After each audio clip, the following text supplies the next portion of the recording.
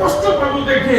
কারণ আপনি যদি আপনার তো এমনি উম্মতের কষ্টের জন্য পেরেশান, আপনি যদি জানেন যে আমার এত বড় বিপদ হয়ে গেছে, আপনি তো নিজেকে ঠিক রাখতে পারবেন না, তাই বলি নাই। আল্লাহ রাসূল বলেন, যাবে তোমার ছেলেদের লাশ কোথায় আমাকে বলো।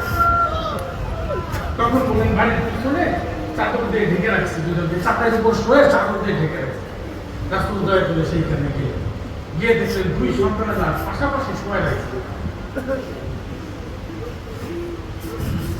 আল্লাহ রাসূল দয়া করে কাছে গিয়ে দুই সন্তানের লাশের উপর ওনার ডান হাত মোবারক রেখে বললেন, হে জাবেরের সন্তানেরা, তোমরা কি দেখো না তোমাদের পিতা আমাকে কত ভালোবাসে? তোমরা মারা গেছো, তোমাদের মৃত্যুর সংবাদ পর্যন্ত আমাকে দেয় নাই। আমি মুহাম্মদ রাসূলুল্লাহ কষ্ট পাবো দেখে আমি এই মুহূর্তে আল্লাহর পক্ষ থেকে তোমাদেরকে হুকুম দিচ্ছি,